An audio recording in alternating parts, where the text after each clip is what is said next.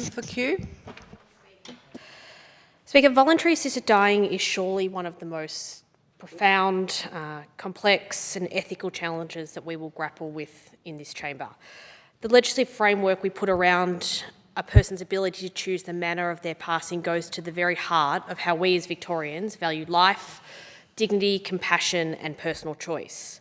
It's an issue in which I feel deep personal struggle between two of my sincerely held values, that of personal choice alongside the inalienable value of all human life. And when we consider voluntary assisted dying, we must seek to balance two vital principles. On the one hand, the right of individuals to make decisions about their own life, and on the other hand, the responsibility of society to protect the most vulnerable and affirm the sanctity of life. Striking this balance is no easy task, and I have reflected at length on these values and principles as I have considered the bill before us today. I want to thank the many residents of Kew who have reached out to me and shared their own views about voluntary assisted dying. I have read carefully and considered every single email and letter. And can I thank the member for Pakenham for her incredible strength, her ability to articulate what must be immense pain and suffering at many times. You are a simply wonderful person, and I am proud to be able to serve alongside you in this place. For context, Acting Speaker, I note that the legal framework establishing voluntary assisted dying in Victoria was debated and passed before I entered the Parliament. And I've heard incredibly powerful stories from current and former members of Parliament about the debate that ensued at the time, from both perspectives. But what most people talk about and what most former members and current members recount is the incredible passion and respect that was on display at the time. And from the debate that I've seen today, I believe we will see similar respect right across the chamber here as we debate this piece of legislation into the night. Voluntary assisted dying, as we know, came into effect in 2019. And since then, 1,683 people have accessed VAD in Victoria using this option. Voluntary assisted dying is just one of the options for people with a terminal prognosis and exists alongside other options, including treatment and palliative care. And the Act required a review to be undertaken of VAD Review Board in the 5th year of operation, and the bill before us today seeks to implement a number of changes to that pre-existing framework. I approach this bill from a place which I've accepted that the threshold has already been crossed, and voluntary assisted dying is now legal in Victoria and accepted as part of the end-of-life care offered to Victorians in our healthcare system. And as such, I've examined each change proposed in this bill on its standalone merits within the existing framework, rather than try to re-prosecute the many valid arguments both for and against voluntary assisted dying itself. There are a number of amendments contained in this bill, and I don't propose to speak to all of them given time limitations, but I do want to address a number in detail. The first is the set of amendments that will allow greater choice of administration method for the VAD substance. In doing so, I want to acknowledge Dr. Roy Karner, a resident of Kew who has very recently lost his wife to lung cancer and wrote to me to share the experience of her passing. Dr. Karner's wife wished to access VAD and had been granted approval to do so given the progression of her lung cancer. But a rapid deterioration in her condition days before her death prevented her from fulfilling her deeply personal choice around her end-of-life care. And with his permission, I will share her story here. Dr. Karner writes, "My wife somewhat unexpectedly rapidly deteriorated over one day and night. In doing so, she lost the capacity to swallow, and with it, her chance to access VAD and ameliorate the suffering. To access the intravenous option, notwithstanding having been granted the initial permit, would have been a bureaucratic nightmare, with further doctor interviews and submission to the board taking up to 10 days. She died 2 days later. Knowing how she wanted to access VAD to prevent her own and the family's suffering, this turn of events was devastating. As a doctor, I can also say at the very end of life when a neurological event occurs, often randomly without warning, and with that, VAD option goes. Clearly this is wrong and unacceptable. I believe at the time the permit is given, the intravenous option, based on contemporaneous medical evidence, should be made more easily accessible. Safeguards to the process can be added, but the option needs to be there. Clearly the situation experienced by Dr. Karner's wife and her family is intolerable, and I thank Dr. Karner for reaching out and sharing what is a deeply personal story.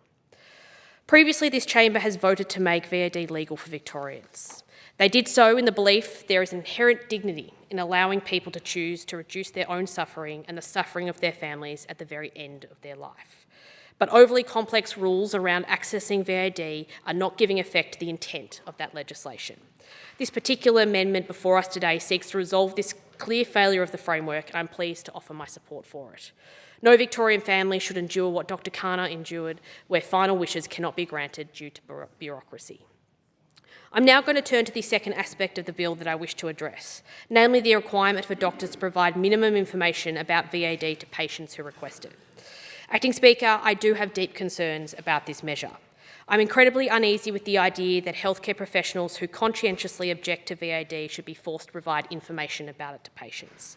It is one thing for them to be expected to provide contact details for practitioners who do support VAD, but it is another thing to expect them to provide what the government deems to be minimum information about VAD. And while the Minister said in her second reading speech that the minimum information was simply a referral to a healthcare practitioner who can assist a patient to access VAD, the bill itself contains two instructions that a conscientious objector must follow. The first being to make a referral to a healthcare provider who can assist the patient to explore VAD as an option, and the second being to give the person the information approved by the Secretary. This lack of clarity creates uncertainty, and uncertainty creates distrust. There has been, I think, some unfortunate demonisation of healthcare practitioners who find VAD to be irreconcilable with their duty to preserve human life. But it is entirely a valid ethical position that many healthcare professionals hold, having reflected and consulted their own conscience and their experience caring for people at the end of their life.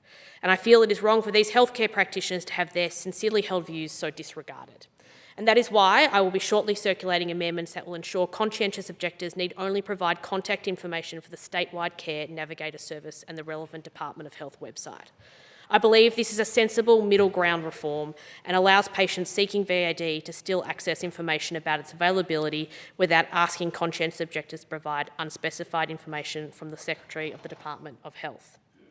And I encourage colleagues in the chamber to consider supporting this modest amendment as a way to improve the bill and allow it to better strike a balance between two important ethical considerations. Acting Speaker, I will now turn to the set of measures that has been collectively referred to lifting the gag clause, which enables practitioners to raise VAD as an option in their discussions with patients about end-of-life care. And I want to recognise that these amendments have troubled many constituents of mine who have reached out to share their concerns. I reflected at this at length and have found I'm compelled to place my trust in doctors and nurse practitioners to use their judgment about when raising VAD is appropriate for their patients. I place my trust in them that they will raise it only when a patient's condition is truly terminal and their suffering likely to become so intolerable that VAD would be an act of compassion. I appreciate that not all will share my assessment, but that is the judgment I've come to after careful consideration and deep reflection. Acting Speaker, what I cannot reconcile with my conscience, however, is delegating that authority to raise VAD to healthcare practitioners who do not have the same degree of medical expertise as doctors and nurse practitioners.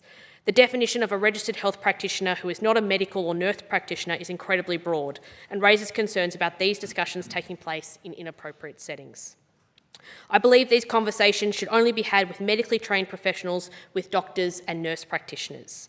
This ensures conversations are navigated sensitively and in a manner that is appropriate to a person's diagnosis. And for that reason, I will be shortly circulating amendments to the bill that will remove Section 8A of Part 2, which in its current form will allow healthcare providers who are not doctors or nurse practitioners to raise VAD with patients. Again, I would ask colleagues to consider this amendment as a way to improve the safeguards we put in place for vulnerable Victorians to ensure VAD is always raised only when medically appropriate. Acting Speaker, on balance, I've chosen to cast my vote in support of the passage of the bill before us today. I do this because, on balance, I believe it will make the existing VAD framework better for Victorians who seek to choose the manner of their own passing. I'm, for the most part, satisfied with the safeguards in place to protect vulnerable Victorians, although I believe the amendments that I've just spoken to would offer further important protection, and I commend them again to the House. I note that this debate will never entirely be settled and that deep and ethical questions of morality can never be answered to the satisfaction of every single individual. But as policymakers, we face the same dilemma that healthcare workers face when confronting this issue. We must grapple between the competing priorities of the preservation of life and the alleviation of suffering. These are never easy questions to answer, and nor should they be, but I believe this bill strikes the right balance. Member for